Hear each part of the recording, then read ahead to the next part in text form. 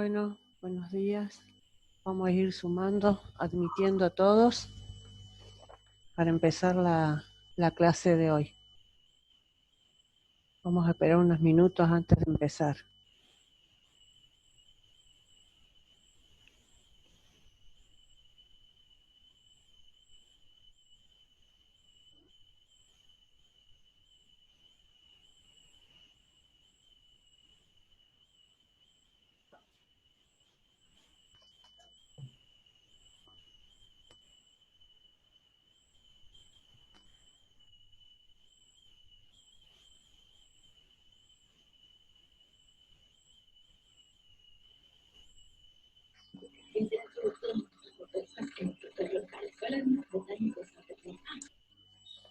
Lo que sí le voy a pedir es que entren y empiecen a silenciar los micrófonos.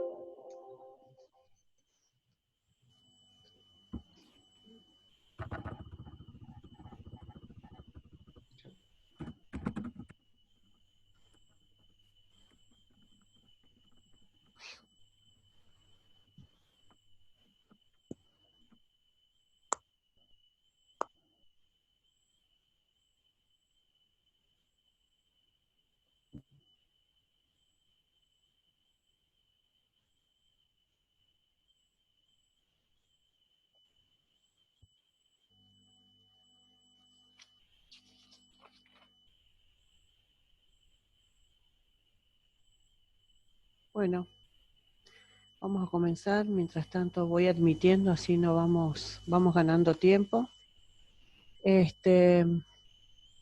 Habíamos dicho de acá además vamos a tratar de hacer, como vieron, le amplié un poquito más el tema de la reunión, 1 hora, para tener más tiempo para poder desarrollar los temas.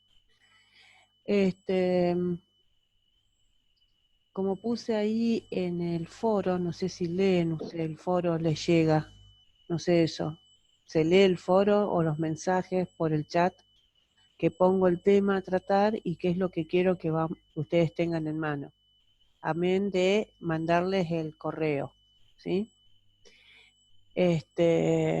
Ahí en el foro había publicado yo de tratar de empezar a hacer hoy, terminar este tema de Oslac, que habla del surgimiento, cualquier cosa, si no se entiende o no se escucha, díganme por favor. Desactiven ustedes el micrófono y me dicen, ¿sí? O quieren participar, exactamente hacen lo mismo. Si bien acá creo que en el Zoom tiene reacciones como para levantar la manito, prefiero que desactiven ustedes el micrófono y participen. Bien, bueno, acá tenemos también, está presente con nosotros Noelia, que es la scripta, así que estamos, los demás se vayan sumando. Ok. Bien, yo le había dicho que ahí en el foro había publicado que íbamos a hablar del surgimiento del Estado Nacional. Ya habíamos hablado de lo que era el concepto de Estado, el surgimiento de los Estados modernos, y habíamos tenido en cuenta, si ustedes, si mal no lo recuerdan, cuáles eran los atributos de estatidad, que era ese conjunto de propiedades que hacían que el Estado sea tal como tal, el ser Estado. Bien, ahora, ¿qué quiere decir? para la existencia, digamos, del Estado, necesita de esos atributos, de ese conjunto de propiedades, para que sea Estado. Ahora, esto también implica el surgimiento de una instancia, digamos, de organización del poder y el surgimiento de una dominación política. ¿Mm? Por eso, de ese modo, el Estado significa una relación social y un aparato institucional. Entonces, vamos a ir redondeando los temas. El Estado, para ser Estado, necesita de tributos, de ciertas propiedades, de ese conjunto de propiedades. ¿Esto qué implica? El surgimiento de una instancia de organización del poder, de una instancia de organización del poder y el ejercicio de la dominación política.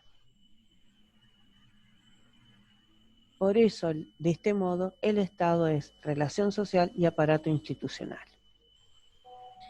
Y habíamos dicho cuáles eran los atributos de estatidad. Ahí en el texto habla de capacidad. La capacidad de externalizar su poder, acuérdense, lo tienen que relacionar con lo que tenga que ver con la soberanía. La capacidad de institucionalizar su autoridad. ¿Qué significa esto? Va a imponer relaciones de poder, va a buscar tener un monopolio de poder, el Estado.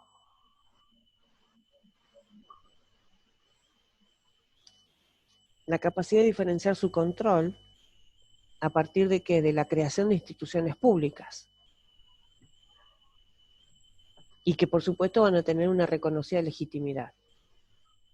Después, una capacidad de internalizar una identidad colectiva, ¿sí? Y lo que dice acá interesante es que si bien va a dar ese sentimiento de pertinencia, digamos, o de pertenencia, mejor dicho, y solidaridad social, acá ya habla de un control ideológico. ¿Para qué? Un control ideológico, como mecanismo de dominación. Entonces, esto van a ser ese conjunto de atributos de estatidad, estos 4. Ya habíamos pensado cómo se dirimen o cómo se reflejan, aún inclusive en la actualidad, estos atributos. Y habíamos dado diferentes ejemplos. Obviamente que estos atributos también definen al Estado nacional. El surgimiento del Estado nacional también es el resultado, dice Oxlack. ¿De qué proceso? Un proceso de lucha de redefinición de un marco institucional, pero ese marco institucional tiene que ser apropiado para el desenvolvimiento de una sociedad organizada. Entonces, por eso habla de una relación social y de un aparato institucional. Por eso tiene digamos, un vínculo Estado con la nación, o el surgimiento del Estado sirve para el surgimiento de una nación. ¿Se entiende hasta ahí?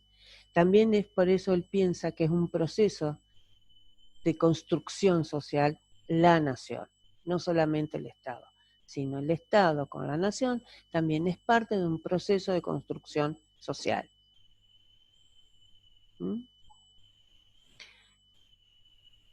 Entonces, ¿queda claro lo que es el Estado y la nación? Porque acá la nación, ¿qué es lo que habla?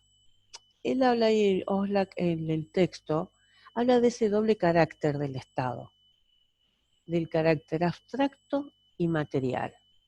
¿Sí? Yo no lo voy a volver a repetir, porque está en el texto, sería redundante para ustedes. Ahora, cuando habla, dice, no podemos dejar de hacer un paralelismo, digamos, con los elementos ideales y los elementos materiales que tienen una nación. Fíjense este paralelismo. ¿Qué significa este paralelismo en los elementos materiales? Tiene que ver con la productividad, con la diferenciación de actividades productivas, en definitiva con una organización económica de un país. Y esa organización económica de un país, ¿dónde va a estar desarrollada? En un territorio delimitado por el Estado. ¿Mm? Entonces, hay diferentes organizaciones. Esto, piénsenlo, por ejemplo, cuando uno habla, por ejemplo, vamos a suponer, ¿cuáles serán las características que predominan en el Estado Nacional argentino en cuanto a la producción? ¿Qué es lo que uno enseguida piensa con Argentina? ¿Cuál es el modo de producción? ¿Mm? En este momento, en el surgimiento del Estado Nacional, va a ser un modelo agroexportador. Pero en este momento histórico, ¿no estamos hablando de lo mismo, del mismo modo de producción en la Argentina? ¿No seguimos siendo un Estado agroexportador? Nosotros no nos caracterizamos de otro modo de producir. La economía está atada a este modelo. Entonces es una característica en este territorio nacional, este modo de producción. De esto se trata cuando habla de los elementos materiales, de las riquezas que nos brindan nuestros recursos naturales. Hoy somos un país agroexportador y la parte de la tecnología, uno podría decir, la parte de la agroindustria. Es el gran principal, digamos, como modelo de producción, el ser agroexportador y ser agroindustriales. ¿Mm? Tendremos otra, por ejemplo, vamos a suponer, esto las tan mentadas llamadas economías regionales. Cómo se organizan las provincias tiene que ver con esos elementos materiales. No todas las provincias producen lo mismo, pero sigue siendo dentro del mismo modelo. Nosotros no exportamos ni seguridad ni exportamos tecnología. Exportamos justamente todo lo que produce el agro. Por eso digo, tengan en cuenta cuál es el modelo de producción de nuestro país, tan en 1800 como ahora. ¿Tendremos otras cosas? Sí, pero en definitiva tenemos la misma matriz de ese modelo agroexportador. Insisto con esto porque es lo que nos atraviesa desde entonces hasta el día de hoy. Bien, pero acuérdense que nosotros estamos en una instancia en que tuvimos que formar un Estado y un Estado nacional. Para tal, necesito de un elemento ideal, la nación. Por eso dice, bueno, a ver, ¿cuál es ese elemento ideal que conforma la nación? Ahí habla de la transmisión de símbolos, de valores, los elementos ideales, de valores, de sentimientos de pertenencia a una comunidad, digamos, ¿por qué? Por las tradiciones, por la etnia, por el lenguaje, que configuran esa identidad colectiva. Dice, una personalidad común que encuentra expresión en el desarrollo histórico. Y acá me voy a detener. ¿Cuántas veces vieron cuando se habla del ser nacional? Del ser nacional. Eso quiere decir que estamos buscando una identidad colectiva, pero una identidad de nuestra nación. ¿Sí? ¿Qué es lo que nos identifica? ¿Qué es lo que nos hace ser como somos? Entonces, vamos a pensarnos nosotros en este momento. Seguramente acá hay muchos de otros lugares. No creo que sean todos de la provincia de Santa Fe o todos que viven en la ciudad de Rosario. Seguramente han venido de otros lugares. Y así sea de un pueblito, no importa esto. Seguramente ese pueblo tendrá características propias. Propias en el modo de hablar. Por ejemplo, el modismo es muy rico a veces escuchar cómo habla de una región, cómo se habla de otra región. Por ejemplo, yo tengo un libro de cocina que habla de las comidas regionales, ¿no? ¿Y qué caracteriza en cada región una comida? Vamos a suponer, las empanadas salteñas, ¿no? Se hacen de un modo, tan distintas a las tucumanas, por ejemplo. Vamos a suponer, las empanadas salteñas le ponen papa, por ejemplo, ¿no? También el modo de dirigirse con las personas, el lenguaje. Acá nosotros en Rosario se dice, si mal creo que es así, díganme si me equivoco, se dice al niño, se le dice pibe, ¿no? O chico. En otro lugar, por ejemplo en Entre Ríos, yo soy de Entre Ríos, se le dice gurí. En Córdoba se dice el chango. Entonces, ven cómo el lenguaje va caracterizando a la zona. Y no sentimos, si yo escucho a alguien que me dice gurí, yo dije, ese es entrerriano, ese es correntino. No voy a decir es porteño. No voy a decir ni por casualidad que es porteño. Yo voy a decir que es entrerriano, que es del litoral. Y si alguien me dice a mí, no sé, el chango, creo que, corríjanme si no es así, yo voy a pensar seguramente el chango cordobés, o el chango en Salta. No se me va a pasar por la cabeza, ah, mira el porteño que anda. No, el porteño y acá es el pibe, ¿no? Y en todo caso podemos diferenciarnos de Buenos Aires cuando dicen el chabón, ¿no? Ese chabón, ¿no? Bueno, nos hacen, nos hacen identificar cuando uno escucha esto, o las banderas, o los sentimientos, porque tocan las fibras más íntimas de nuestro ser nacional. ¿Mm? Entonces, por eso esa identidad colectiva. Y lo que a mí me interesa mucho de esto, fíjense lo que dice, que encuentra expresión en el desarrollo histórico el autor. Entonces, evidentemente, cuando se habla de la expresión de un desarrollo histórico, acá tenemos que remitirnos, no sé si ustedes vieron el video, de que evidentemente la formación de este Estado y el Estado Nacional no fue un heredero directo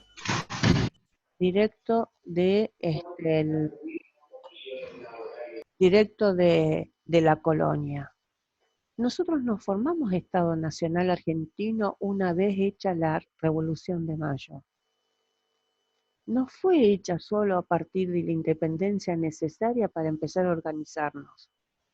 Esos fueron movimientos que nos hicieron liberar ¿de qué? Liberar de la corona española. ¿Mm? Para poder ser una patria libre y soberana. Fíjense a veces, cuando uno canta el himno nacional argentino, ¿m? Habla de las libertades, habla de la soberanía. O inmortales, el grito sagrado, libertad, libertad, libertad. Fíjense lo que está diciendo ese himno. Nos está diciendo que, obviamente, que cuando uno quiere ser soberano también apela a la libertad. Y el soberano es reconocerse como Estado. Y ahí hagamos una relación. ¿Con qué capacidad? Con la capacidad de externalizar el poder de un Estado frente a otro. Nos pudimos independizar de la corona española. Dejamos de ser colonia. Eso es lo único que se produjo en un punto con la Revolución de Mayo y la Declaración de Independencia. Porque si nosotros no hacíamos la Declaración de Independencia, íbamos a ser rebeldes a la corona, íbamos a ser insurrectos de la corona, no íbamos a ser un país libre y soberano. Entonces la Declaración de Independencia era necesaria, las batallas eran necesarias. Miren, los otros días yo estaba escuchando que le hicieron un reportaje al expresidente de Uruguay, Sanguinetti, que con el asunto de esta pandemia, con ese run, ese rumor que a veces anda dando vuelta, con el asunto de Bolsonaro y digamos que habían dicho la otra vez que había tenido como un golpe, ¿no? Como, no sé si un golpe blando, pero que las milicias estaban dando vuelta alrededor de este rum. No sé si ustedes lo han escuchado. Entonces le preguntaba al periodista qué hay de esto, digamos, de los militares con respecto a Brasil. Entonces él dijo algo muy interesante que me parece que va a esclarecer lo que nosotros también con Uruguay tenemos en común. Dice, hay que entender el origen de las milicias uruguayas y el origen de las milicias brasileras. El origen de las milicias brasileras, Brasil era una monarquía. Entonces, eran la institución del militar o de las Fuerzas Armadas de Brasil respondían a una monarquía, respondían a una corona estaban institucionalizadas. En cambio nosotros, tanto Argentina como Uruguay, nuestros ejércitos eran revolucionarios. ¿Mm? Esa es una gran diferencia. No tenemos la misma construcción de las Fuerzas Armadas que tuvo. Las Fuerzas Armadas en Brasil son imperiales. En cambio las nuestras no, son revolucionarias. Y esto es muy caracteriza y da un toque diferente a lo que es un comportamiento, digamos, de nuestras Fuerzas Armadas a las Fuerzas Armadas de Brasil. Que lamentablemente, si las fuerzas, fíjense que las Fuerzas Armadas o el Ejército Nacional Argentino, al ser revolucionario, lucharon justamente para establecernos como un país libre y soberano, para lograr una institucionalización. Ellos venían con ideas revolucionarias. ¿De qué hablan? ¿De qué revolución me están hablando estos militares argentinos de esa época? Digamos, ellos estaban imbuidos de las ideas de la Revolución Francesa. Tengan en cuenta, hagan esta relación histórica, que no es lo mismo ese ejército, esas Fuerzas Armadas que las de Brasil. Inclusive, si uno hace un revisionismo histórico, dejaron de ser revolucionarias nuestras Fuerzas Armadas para ser parte de un poder. De hecho, tomaron muchas veces el poder. ¿Se entiende esto? ¿Cómo es el origen de una y de otra y qué es lo que significaba para nosotros en ese momento? Si volvieran a tener las Fuerzas Armadas como ese labor revolucionario, seguramente hubieran acompañado también a la democracia. ¿Mm? Porque en ese momento se buscaba la institucionalización y la organización nacional de nuestro país. Estoy hablando de antes. Por eso es muy importante como dice ahí, que encuentra expresión en el desarrollo histórico. Todo esto encuentra expresión en el desarrollo histórico. Entonces, después vino de las batallas y de todas las batallas que ustedes conocen, libertadoras, más allá del cruce de los Andes, en fin, que eso ya ustedes lo saben con historia medianamente, que a mí me gustaría que podamos hacer en algún momento que ustedes tengan una línea histórica de cómo fueron los hitos históricos para que ustedes tengan en cuenta, digamos, y pueden tener un marco histórico. No para que me empiecen a dar una lección de historia, sí un marco histórico. ¿Sí? De esto se trata la línea histórica, para que ustedes sepan bien que en 1810 la Revolución, 1816 tenemos la Declaración de Independencia, vienen antes, después más o menos, tenemos las batallas de la Independencia, el cruce de los Andes, las primeras, después los conflictos, digamos, es que se empiezan antes, digamos, de la Constitución de 1853, hubieron otras constituciones, creo que de 1819, 1821. Después tuvimos los pactos preexistentes antes de la declaración de la Constitución de 1853. Hubieron batallas como la de Pavón, la de Caseros, etcétera, que esos hitos históricos fueron conformando este Estado Nacional, que se termina de conformar en 1880. Pero no es sin este proceso. Los diferentes pactos preexistentes a la Constitución tienen que ver con los pactos que hacían las provincias o con Buenos Aires, por ejemplo, para conformar la organización nacional. Tengan en cuenta dentro de este proceso, y yo creo que ustedes vieron en el video, o si algo han leído en otros capítulos, también teníamos nosotros conformar la unidad nacional o un Estado nacional. Las unidades políticas anteriores a la nación son las provincias.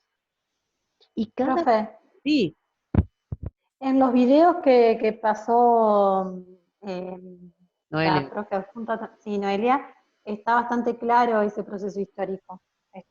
Son muy lindos esos videos.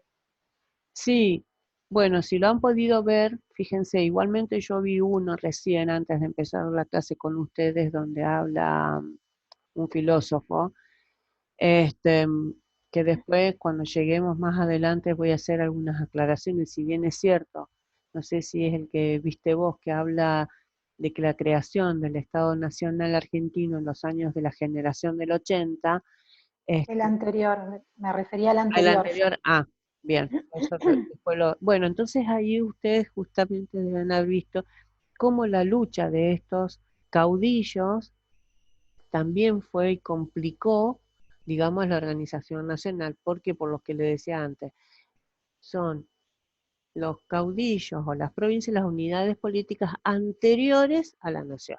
Entonces, si ustedes vieron esto, no los voy a este, cansar con este tema. No sé si alguien quiere decir algo. Profe, yo no sé qué opinión tiene usted sobre Felipe Piña, Ajá, pero bien fue también una serie de diferentes episodios de la independencia, del 25 de mayo en realidad, en adelante, de todo el proceso de la historia argentina, y bueno, yo sí. por ahora el inicio hasta la formación del Estado argentino, que también se ve patente todo esto que están diciendo, y que a lo que hace referencia a Osla, por supuesto. ¿Patente qué cosa, Macarena? No, que se ve muy bien y muy detallado y al ser así como hacerlo a modo de ficción, como que entra también eh, las batallas, toda esta cuestión de que nada fue sin sangre y sin disputas y peleas. Como no vi yo todavía el que subieron en el foro acá, en la página, en el aula virtual de acá, pero estuve viendo ese y debe ser todo lo mismo en realidad, básicamente. Y está muy bueno. Se llama Ver la historia argentina. Voy a ver, lo voy a ver. Por eso, Está muy acá bueno. la mirada histórica, obviamente que va a cambiar de acuerdo obviamente, no podemos ser tan ingenuos pensar de que cada historiador va a tener una mirada desde un posicionamiento ideológico, de qué concepción va a tener del Estado. Digamos, no es lo mismo un Felipe Piña, más allá de las apreciaciones que tenga a favor o en contra, no importa, no estoy discutiendo a Felipe Piña, estoy diciendo que no es lo mismo una mirada de Felipe Piña, una mirada de Félix Luna, de Juan María Gutiérrez o historiadores que hemos tenido nosotros y algunos actuales que son muy interesantes. Obviamente, no podemos, eso está tamizado o está impregnado más allá de que algunos hechos, a ver, acá los hechos no se discuten, lo que se discuten es desde qué lugar se paró, vamos a suponer, cómo uno piensa a un San Martín, vamos a suponer, ¿no? Si él no hubiera sido un desleal a la corona, no hubiera podido ser el libertador de América. ¿Se entiende lo que quiero decir? Por ejemplo. Entonces, evidentemente, por eso digo, hay que pensarlo a estos actores sociales, como en este caso que es San Martín y el ejército argentino, de que venían impregnados, imagínense que ellos venían de Europa impregnados con estas ideas revolucionarias. Entonces, que quisieron trasladar a América toda, a toda América, por eso hay todo un movimiento, digamos, independizador, digamos, independista de de Latinoamérica. ¿Mm? Ya no más. Y hubieron, obviamente, hechos históricos que favorecieron esto, como por ejemplo la caída, digamos, del rey Fernando VII de España, favoreció justamente a esto del logro del primer gobierno patrio, que decir, bueno, no tenemos rey, no tenemos corona, bueno, vamos a ver qué podemos hacer nosotros, los que estábamos acá, ¿sí? Y fíjense que anteriores a eso, tuvimos también otros intentos colonizadores, por ejemplo, las famosas invasiones inglesas, que estuvimos dos. Entonces, todo esto nos van enmarcando. Obviamente hay que pensar de que estas ideas revolucionarias tienen, obviamente, eh, bueno, obviamente Digamos, no es lo mismo, fíjense, 1789, 1776, inclusive Estados Unidos se independiza de la corona británica, pero ¿cuántos años más tarde? 20, 30 años más tarde, ¿no? Por las distancias, pero bueno, todas estas, estas ideas nos impregnaron a nosotros. Pero bueno, también hay que entender que había acá que organizar el país. Entonces, por eso la puja y de qué modo queríamos organizar el país. Por eso los caudillos tenían sus propias fuerzas e inclusive tenían sus propias monedas. Entonces, todo esto, su propia organización económica, sus fuerzas militares, sus propios ejércitos, más, por eso es muy importante, fíjense, ¿quiénes fueron justamente ahora el feriado que nos tocó el lunes? ¿En conmemoración de quién? De Martín de Güemes, porque él se prestó a sus gauchos, digamos, ¿no? El ejército de Martín de Güemes se prestó para, digamos, independizar a nuestro país. Y fue algo olvidado por años. ¿Mm? Entonces, es muy importante quiénes son o cómo actuaron nuestras Fuerzas Armadas también entonces. No siempre hay que relacionarlas con la dictadura última sangrienta y genocida. ¿Se entiende lo que quiere decir? Si no, hubo también una Fuerza Armada liberadora, fíjense, ¿no? De ansias de libertad. Bien, ahora, justamente teniendo en cuenta esto, después, escúchame, se reanuda la sesión con la misma ID y contraseña, ¿está? Justamente para poder tener, ustedes vieron que habla OSLA del ámbito de aplicación y formas de penetración, ¿sí? Cuando habla de ámbitos de aplicación, ¿cómo podemos pensar un país no estaba desintegrado, no estaba organizado institucionalmente? Tenía que el Estado Nacional, tenía que buscar una organización, como dice, esa instancia de organización del poder, organizadora del poder y de dominación política. Entonces ahí uno tiene que pensar, bueno, a ver, ¿cómo hacemos? ¿Cuál es el ámbito de aplicación de su poder, de esa instancia de poder o esa instancia organizadora de poder o lo institucional o todo lo que sea? ¿Cómo era? Bueno, justamente, acá lo interesante es que va a tener que hacer un pasaje de una jurisdicción que le tenía reservado solo a las provincias a nivel nacional. Ese es el pasaje, de ese local privado a uno público. ¿Mm? Eso es lo que está diciendo ahí autor con el ámbito de aplicación. ¿Vieron cuando a veces dice, a ver, ¿es jurisdicción nacional o es jurisdicción provincial? Tomemos estas categorías conceptuales actuales que nos resultan más asequibles, digamos, para nosotros. Bueno, eso cuando se dice un delito, vamos a suponer que es federal, si es provincial, a ver qué delito, vamos a suponer. Vamos a dar un ejemplo. Cuando se incauta droga, es de orden federal.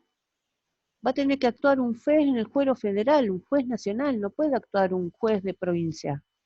En cambio, un asesinato va a determinar, por ejemplo, no es lo mismo asesinar a alguien en la calle que a alguien en por ejemplo, en una oficina del Estado, sea nacional o provincial o municipal. El mismo hecho va a tener un carácter jurisdiccional, entonces va a actuar un juez por su jurisdicción. Esto es lo que estamos diciendo. Es cómo funciona, en qué jurisdicción va a actuar el Estado Nacional. Que antes, todo lo tenían, estaban reservadas las provincias. El ejército, la moneda, hasta inclusive parte de la educación, obviamente, porque eso está consagrado en la Constitución Nacional, en su artículo 5, ya tomen nota, estaba reservada a las provincias la educación primaria. No es de ahora que estaban reservada la educación de nivel primario a las provincias. Eso no es de ahora, es desde el vamos, ¿no? Y también decía, bueno, a ver, había cosas que tenía que construir este Estado Nacional, facultades, ¿dónde podía tener facultades este Estado Nacional? Facultades como, por ejemplo, en una organización, para En definitiva, lo que el Estado tenía que era regular y reorganizar esta sociedad, esta nación. Por ejemplo, antes de, como legado de la colonia, por tradición, el registro civil, no estaba el registro civil, sino el registro de los muertos, de los nacidos, del matrimonio, los tenía en manos de la Iglesia. Entonces el Estado Nacional como tal debía tener en su jurisdicción, digamos, ese registro. Entonces por eso la creación de un registro civil. Entonces le quita ese monopolio que tenía la Iglesia y se lo toma, digamos, se apropia el Estado Nacional. ¿Sí? También por eso la unificación de un ejército. Después disuelta la Confederación, el ejército de Buenos Aires pasa a pertenecer al Ejército Nacional. No podemos tener ejércitos provinciales, porque va a haber disputas seguramente. Y vayan y pregúntenle hasta hoy, a un correntino si no quisiera tener. Y esto lo digo jocosamente, graciosamente, pero miren, les voy a dar un ejemplo tonto. Vieron que ahora se hacen los cumple, ¿cómo se llama? Cumple cuarentena, cumple Zoom, no sé cómo tienen ahora el nombre, cómo se le dice ahora, cumple pandemia, no sé bien, que todo está el cumpleañero y todos le festejan por Zoom el festejo y todo lo demás. Yo lo que quiero significar con esto es un ejemplo de alguien conocido, de acá, le desea feliz cumpleaños un correntino. Lo primero que le dijo el correntino al cumpleañero, desde la República de Corrientes, te saluda, la República Autónoma de Corrientes. Entonces, imagínense si todavía queda esto dando vuelta, digamos, como algo de la tradición, de lo que nos caracteriza. Imagínense en ese momento, las provincias tuvieron que ceder, transferir a la nación estos ejércitos para poder unificar y luchar. Tuvieron que ceder también parte de cómo recaudar, por eso la creación de aduana. Tuvieron que ceder la emisión de la moneda, que recién en 1881 recién tuvimos un sistema unificado de moneda. En 1881. ¿Mm?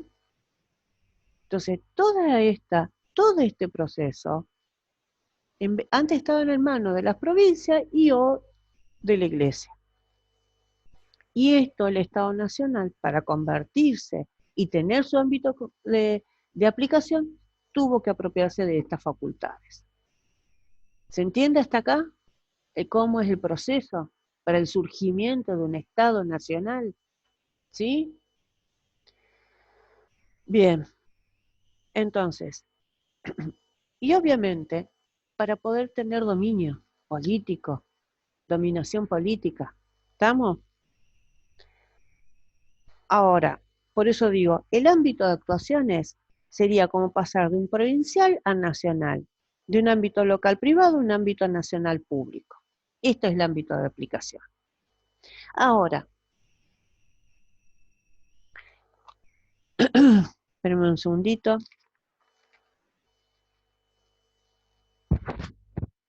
Por ejemplo, tenemos, espérenme que me fijar, bueno, también obviamente, para poder tener esa regulación, digamos, el Estado Nacional se va a apropiar de la regulación de la vida social.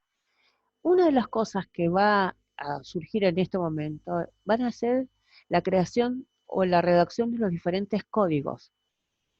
El Código de Comercio, que va a estar redactado por Vélez Arfiel y Eduardo Acevedo. El Código Civil de Dalmacio Vélez Arfiel, en 1862. Y en 1864 la redacción del Código Penal de Carlos Tejedor. Entonces, si se fijan ahí cómo, y esto también